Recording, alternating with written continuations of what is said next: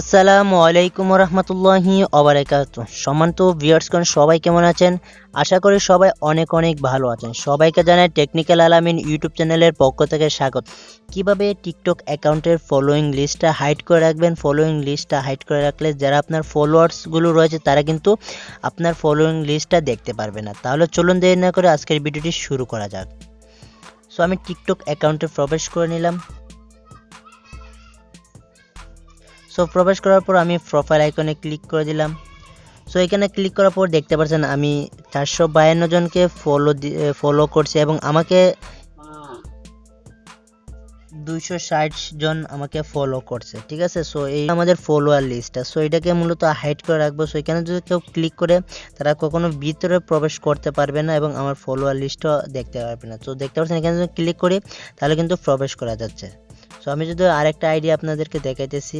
So মূলত এটা আমার সেকেন্ড আইডি, আমি এটার মধ্যে প্রবেশ করে নিলাম। সো এটা আমার ফলোয়িং লিস্টটা কিন্তু আমি হাইড করে রাখছি তার জন্য আপনাদেরকে দেখানোর জন্য।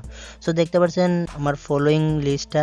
সো 328 জন রয়েছে। সো 328 জনের উপর যদি আমি ক্লিক করি তাহলে দেখতে পাচ্ছেন ফলোয়িং লিস্ট হাইড দেখাচ্ছে। সো এরকম লেখা কিন্তু আপনাদের চলে আসবে, কখনো এটার ভিতরে আপনারা প্রবেশ করতে পারবেন না।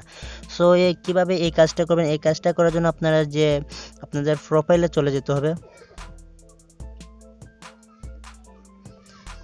সো প্রোফাইলে আসার পর উপরে দেখতে পারবেন তীরের আইকন রয়েছে, জাস্ট তীরের আইকনে ক্লিক করে দেবেন। অবশ্যই বন্ধুরা ভিডিওর মাঝে একটি লাইক করে দিবেন। সো ভিডিওতে লাইক করে দিলে নতুন ভিডিও বানাতে উৎসাহ পায়। সো এখান থেকে দেখতে পারবেন প্রাইভেসি নামে একটু অপশন রয়েছে। সো আপনারা প্রাইভেসি অপশনে ক্লিক করে দিবেন। সো এখানে ক্লিক করার পর স্ক্রল করে একটু নিচে আসবেন। আসার পর দেখতে পাবেন এখানে ফলোয়িং লিস্ট রয়েছে, জাস্ট আপনারা ফলোয়িং লিস্টের উপর ক্লিক করে দিবেন।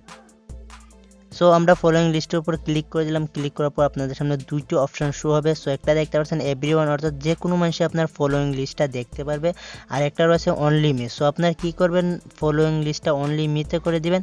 সো ক্লিক করার পর এখানে দেখতে পাবেন অনলি মিতে চলে আসছে, কিন্তু অনলি মিতে চলে আসলো। আসার পর এখানে আপনারা ব্যাক আসবেন। ব্যাক আসার পর যদি আপনারা প্রোফাইলে চলে যান, সো ফলোয়িং লিস্টে ক্লিক করলে কিন্তু আপনি ব্যতীত অন্য কেউ আপনার ফলোয়িং লিস্টটা দেখতে পারবেন না।